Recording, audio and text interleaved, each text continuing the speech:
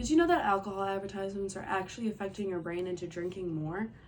So, the advertisements you may see while watching television or scrolling through your phone are actually brainwashing you into wanting to drink. So, good afternoon. My name is Isabella Muoio, and I propose an alcohol advertisement ban in the United States. So, within this presentation, I will persuade you to alter your perception on the effectiveness of alcohol advertisement and the importance of banning it in our country. So there is definitely a strong correlation between exposure to alcohol advertisements and underage drinking. And this was found in a study published in the Journal of Studies on Alcohol and Drugs, where they aimed to look at neural activity while watching alcohol advertisements. So during this study, they used 53 students and they completed an fMRI viewing of them, where they tested food, alcohol, and other control advertisements, and they saw the way that the brain reacts. And during the alcohol advertisements, the left orbitofrontal cortex actually lit up in the brains of these students. And this part of the brain actually triggers your reward system, making there be a positive correlation, a positive connection between your brain activity and alcohol, which is not good. So another study conducted was published in the Journal of American College Health, where they aimed to find the correlation between how heavy people are drinking and how often they're seeing these alcohol advertisements. So this was a survey that they conducted using 637 university students, using both public and private. So they aimed to find the frequency of ads that they were viewing, in addition to what their alcohol drinking habits were and how frequently they were doing it. So the results found that there was a heavy correlation between how much people were drinking and how much they were viewing alcohol advertisements. So although one of the biggest ways for us to combat this is all the way banning alcohol advertising, this actually proved to be ineffective in two countries. So, Lithuania implemented a banning of alcohol, and according to professors at the Lithuanian University of Health Scientists, there was actually heavy lobbying occurring through these large alcohol monopolies, pretty much, that ended up getting the government to revoke this ban a month before it was even going to be implicated. So there was also research conducted at the University of Nottingham that was actually looking into the UK and their censorship on alcohol advertising.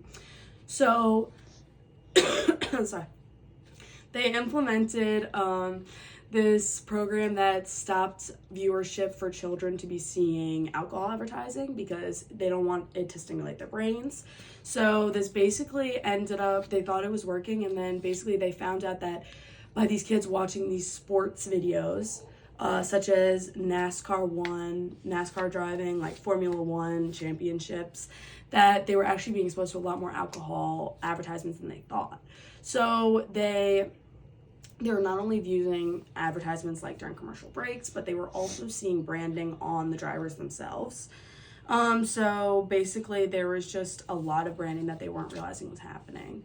And although there was low success in the UK and Lithuania in preventing the viewership of alcohol-related advertisements, a article published in the Drug and Alcohol Review found that Norway analyzed their alcohol sales before and after they put an alcohol advertisement ban in the country, and they actually found that there was a significant decrease in sales.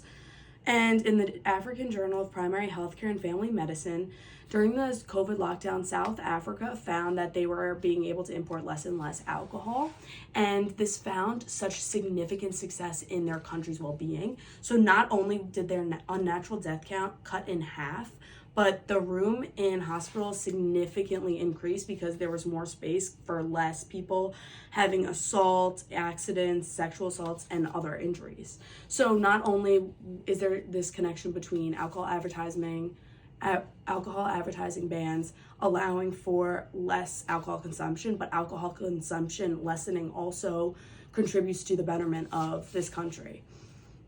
So in a book published by the National Bureau of Economic Research, they found that there was a heavy relation between alcohol advertising bans and alcohol consumption. So they used a data set with 20 countries over the course of 26 years, where they used a pooled time series data to gain as much data as they could. And they actually found that the alcohol advertising bans allowed for such a significant decrease in the consumption of alcohol in these countries. So one ban would lead to an average of decrease of 5 to 8% consumerism in the country. So my fellow students, I call upon you to access the technology and click the link that I'm leaving below to fill out a survey on the alcohol advertising ban in the United States. So together we can work together to put a stop to this alcohol advertising that is brainwashing us and causing so many more people to drink so much more. Thank you.